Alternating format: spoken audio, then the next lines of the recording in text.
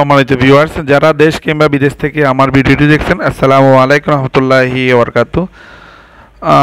গতকালকে বুইয়াহাট বাজার নিমিষে শেষ হয়ে গেল। ব্যবসায়ীদের মাথায় হাত এবং হাজার হাজার ব্যবসায়ীদের পরিবার নিমিষে শেষ হয়ে যাচ্ছে। আসলে ব্যবসায়ীরা ব্যবসা করার উদ্দেশ্যে ব্যবসা প্রতিষ্ঠান দিয়ে থাকে। এই ব্যবসার মাধ্যমে তার ফুল ফ্যামিলি এবং তার পরিবার প্রয়োজন চলাফেরা করে। আসলে এই যে ব্যবসায়ীদের বড় একটা ক্ষতি হয়েছে, এই ক্ষতিপূরণটা কে দিবে? সরকার নাকি দোকানের মালিক?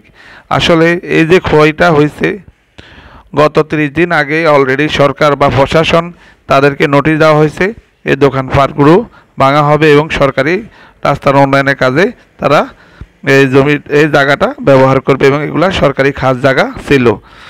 তো আসলে এখানে যেটা আমি বা যারা সাধারণ মানুষ অবজার্ভিং করছে, এখানে অনেকের সাধারণ ভুল ছিল, যেটা ছিল অলরেডি নোটিশ দেওয়ার পরেও কেন ব্যবসায়ীরা তাদের দোকানের মালামালগুলো সরাইতে পারেনি বা সরায়নি, এটা তাদের মনের ভিতরে বা তাদের একটা দোষ ছিল। আসলে গতকালকে আসে ভিতরে যত সামান ছিল বা মালামাল ছিল সব কিছু নিমিশে মাটির সাথে মিশিয়ে দেওয়া হয়েছে এবং ব্যবসায়ীদের বড় ধরনের ক্ষতি হয়েছে। বর্তমানে বুইয়ারহাট বাজারের রাস্তার উত্তর পাশে মানে খালের যে উপরে অংশটা যত দোকানপাট ছিল একদম পূর্ব থেকে পশ্চিম পর্যন্ত সবগুলো নিমিষে শেষ করে দেওয়া হয়েছে। শুধু বুইয়ারহাট বাজারে ইব্রাহিম প্লাজা এবং তার পার্শ্ববর্তী যে বিল্ডিংটা আছে সেটা পরিপূর্ণভাবে আছে। আর রাস্তার দক্ষিণ পাশে আপনার তেমন ক্ষয়ক্ষতি হয়নি, হালকার উপরে ঝাপসা ক্ষয়ক্ষতি হয়েছে। সেটা আসলে তারপরও মানুষের যারা ব্যবসা করতেছে তাদের জন্য অনেক বড় কিছু ক্ষতি হয়েছে। কালকে বুইয়ারহাট বাজারের অনেক ব্যবসায়ীরা এখানে ছিল, কারণ সকলেরই আপনার শাটার বা দোকানের যে অর্ধেক ভেঙে দেওয়া হয়েছে মালামালগুলো নিরাপত্তার জন্য, তারা অনেকে কালকে ঘুম যায়নি। তো আসলে এই যে ব্যবসায়ীদের বড় ধরনের ক্ষতি, এই ক্ষতিটা যদি সরকার একটু দেখে, ব্যবসায়ীদের যে বেকারত্বটা দূর করার জন্য ব্যবসায়ীরা ব্যবসা করে থাকে এবং তাদের ব্যবসার মাধ্যমে হাজার হাজার পরিবার বাঁচে।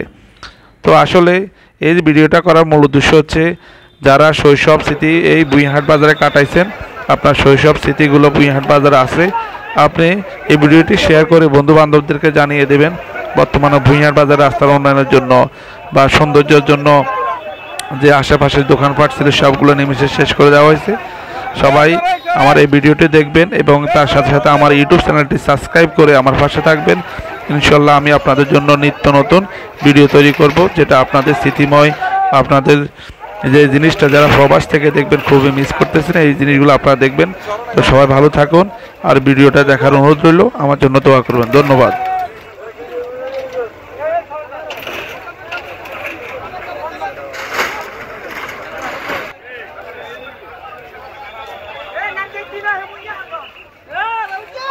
সবজি সরা সবজি ভাঙিলে সবজি লই যাব আর পয়সা পাবলিক এর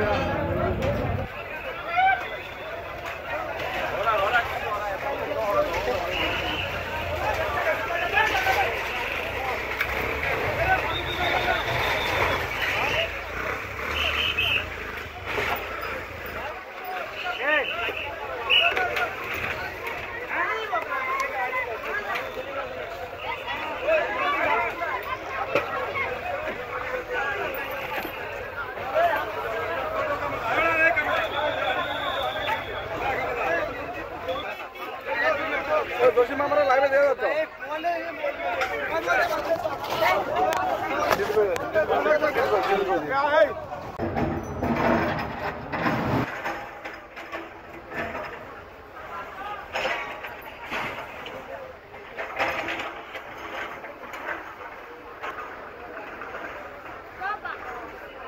দিয়ে দেন না তো মোবাইল তো দেন না, নিয়ে হ্যাঁ বন্ধ করেন।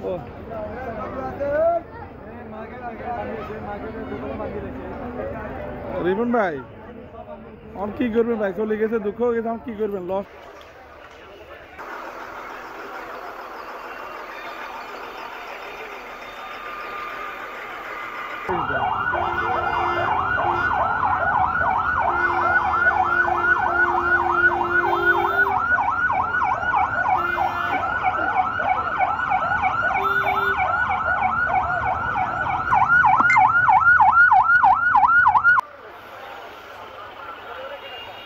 সাধারণ মানুষের স্বপ্ন সব শেষ।